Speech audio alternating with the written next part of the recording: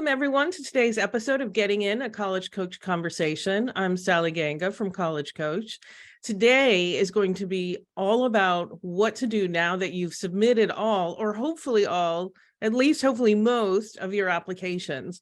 After the initial relief, the waiting can be challenging for students and parents. So please stay on and listen to our advice. We've got some good stuff for you.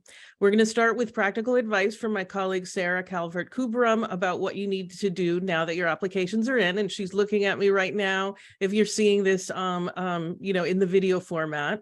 For our second segment, I'll be talking with Amy Alexander, college coach veteran and parent of college graduates, about keeping your counselor and teachers updated and how to care for yourself while you are waiting. And she's got some really great advice on that too.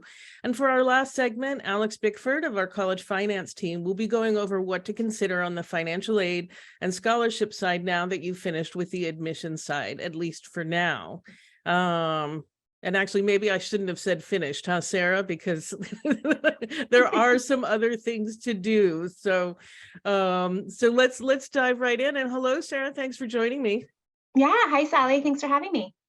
So what should students be thinking about? Like, I assume we're talking to students who have submitted all their applications, right? Mm-hmm. Like everything has been submitted.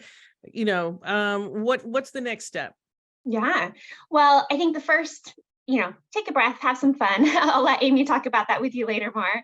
But on a logistical front, I think this is going to sound really silly, but the first one, keep an eye on your email. Colleges are predominantly communicating with students via email, which I know feels a bit like an archaic practice for our young people who are texting, messaging. Mm-hmm. Excuse me. So keep an eye on email. I apologize. I need this water.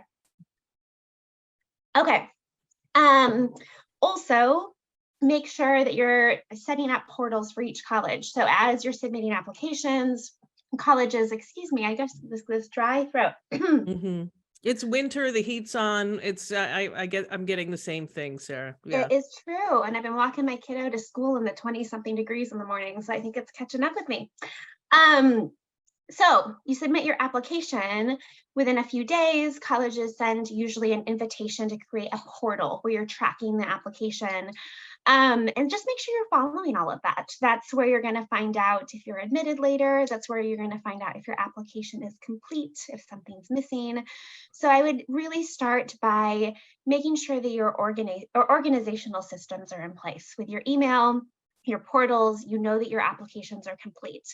That's a quick one, but that's a good habit to practice before going off to college, where faculty are just going to be in touch with you via email as well. Mm-hmm. But then I would pivot to some time, energy, and emotion to start getting excited and researching either colleges that you were admitted to under early action or earlier in the process, or schools that maybe you just applied to, but you think are kind of maybe safeties, places where you're like, okay, there's a really high chance I'm going to get admitted.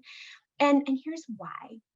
If you wait until, March, April to really start thinking about the colleges that you're admitted to, that can be a massively emotional, intense, stressful time to maybe visit campuses, to compare the financial aid packages, to have the final family meetings and conversations. Not only are high school seniors navigating going to campuses and doing this in the spring, but March and April are also when high school juniors start flooding college campuses to do their college search and their research. And campuses are busy. You can be on massive tours. It can be hard to get one-on-one conversations with people. So what I love is using some more quiet time in, let's say, February. If you can, go visit a couple of the colleges that are in running and consideration. See what they're like in just normal average student times. Get on the campus, see if you can picture yourself. Whittle your list of colleges down as low as possible of the ones that you think you will be admitted to or you have been, so that come April, you're really thinking of a narrow list of schools. So if you've been admitted to maybe 4 now, get that down to 2 or Mhm. 3 that you're thinking you might actually consider, so that you're preparing yourself for success as a family in March and April, and only maybe having a couple schools still to visit, a couple more things to consider. I think that that can be a really helpful strategy. Absolutely, like kind of a tentative ranking even, Yep. because I'm sure all the colleges are great. So we're not saying, that you'll even necessarily eliminate any of them, but what you can do is say, you know what, I really think this one is the best match for me. Mhm. I listened to a segment, you and I talked about this last year. Something Mhm. pretty similar. It's very timely. And one of the stories I told that I think is really illustrative was of a student who I was talking to who was admitted to Northeastern. And, she very, very tough to get into, but she got into it early. And she honestly hadn't looked into it that much, I think, because she was focused more on the West Coast. She had applied to some Ivies. She didn't get into the one that she applied to early. So it was kind of like, what now? And so I was talking over Northeastern with her, and she hadn't heard of the co-op program, which Mhm. I was shocked by. I mean, so she had sort of applied to Northeastern just because she heard it was a good school. Mhm. She managed to get in without doing that research, that due diligence, and she had no idea about the co-op program. And when I told her about it, she was so excited because she really wanted to get to work as soon as possible. Like, she was really excited about hands-on. And I was thinking, if she hadn't had that phone call with me, she Yep. might have passed over Northeastern, but as it was, after our conversation, it kind of skyrocketed right to the top. She was so Mhm. excited about it. Yeah. And I think that's a great example that, sometimes students are so overwhelmed when they're doing their initial college search that, yes, to you and me, missing a hallmark like the co-op at Mhm, Northeastern might seem wild, but to these young people, they're overwhelmed and they're taking in so much information that it can be a great time to pause, to narrow in, to go mhm, really research. One thing I always liked when I was an admissions officer, a lot of colleges also offer smaller programs for admitted students in January or February. mhm, And now I've been seeing that colleges will do that in person, but also sometimes online. Like they'll host a panel with current students, or opportunities to interact that are a lot more low key, smaller groups, because they're only offering these to the students that were admitted early. And so you have that kind of low key time. The caveat I will say there is, if someone's admitted early decision, well, you're done, right? You tell all yeah, the other colleges you've been admitted to, thank you, but no. mhm. You relax. But early action, where it's non-binding, use those events usually in February. Take advantage of them. Or as you said, if you're pretty sure you're going to get into a particular school, right? Like, Absolutely. it's not a reach school. It's not one of these schools with admit rates below 10%, like it's, Hmm. then spend some time researching them and genuinely get excited about them. Hmm.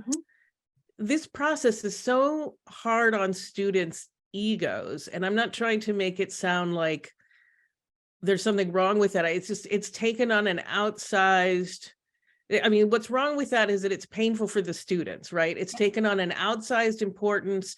Students see it as a referendum on their worthiness in society, which it absolutely is not.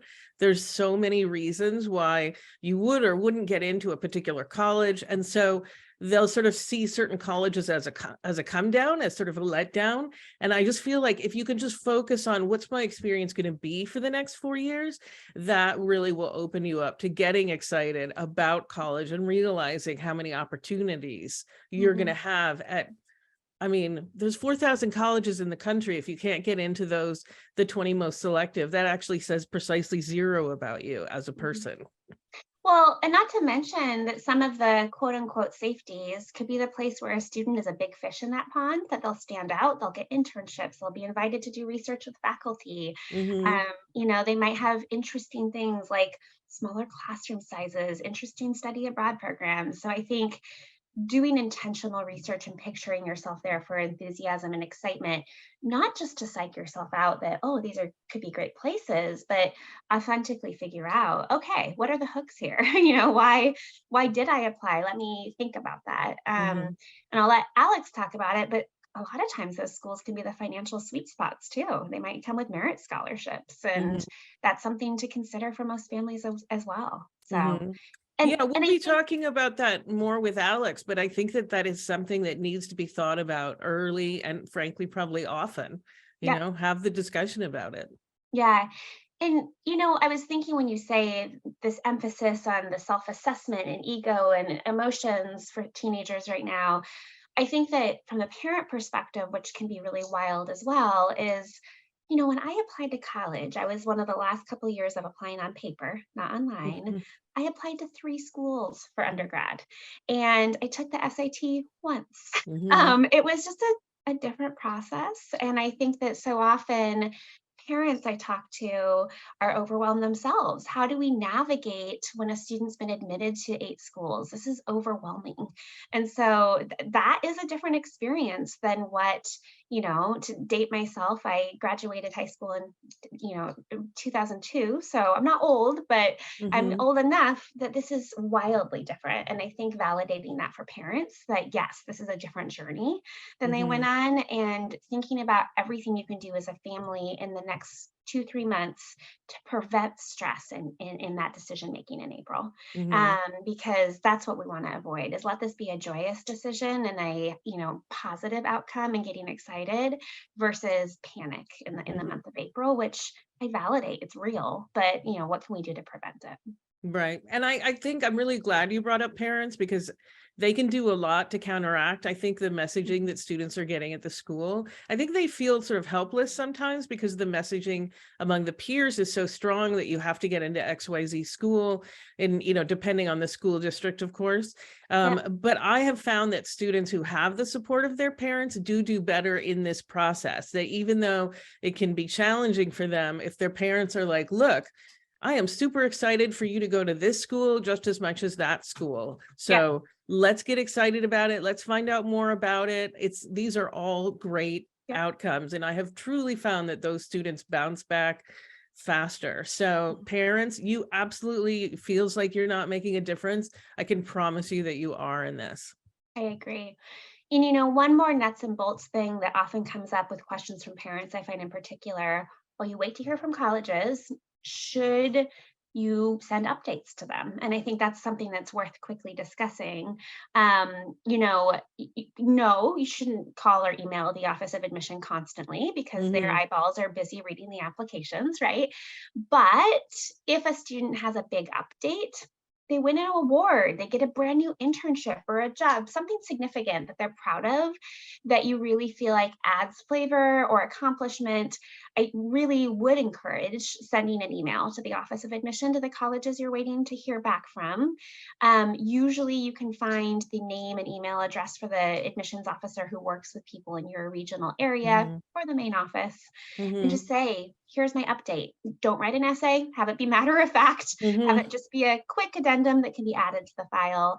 Another thing that tends to come up is that most high schools finalize first semester grades in end of January. And Mhm. so high school counselors are usually driving the ship on this, but in case they're not, take some ownership in making sure that your school is sending updated grades from the first half of 11th grade at 12th grade, Mhm. so that those can be considered under regular decision. This doesn't come up super often, but I do talk to students who take a last attempt SAT or ACT, and those scores come in right after they submit their application. To concrete, tangible updates like that are definitely worthwhile. Yeah. That being said, we're not recommending that you take the SAT 6 times or anything like No, that. But absolutely not. if the way your schedule worked out, it made sense, that is a great thing to submit. Absolutely. And it's not too late. Even if the deadline is passed, absolutely the colleges will, most colleges, I would say, maybe not all. The UC certainly won't take anything new, I think, but although they will take test scores. So yeah. Well, they won't. The test scores though for the UCs are just used for course placement in Oh, college. They that's won't right. I be. completely forgot Yep, they're for test a free for second. admissions. Yep. Yeah, yeah, no, you're absolutely right. I remember they Yeah, used to take them through December and I was thinking yeah, about that. yeah, So, yeah. all right, well, that gives you your answer. Nothing for the UCs, but it's worth it to try. It's worth it to check with the school and see if they'll take Yeah, something else. So, yeah. And thank you for rolling with my coughing attack at the beginning. But I we think wrapped. not only can I relate, I'm quite sure every one of our listeners can too. So, okay. All right. Thank you so much, Sarah. So we're going to take a short break. And when we return, I'll be talking with Amy Alexander about how to care for yourself and thank your teachers and counselors.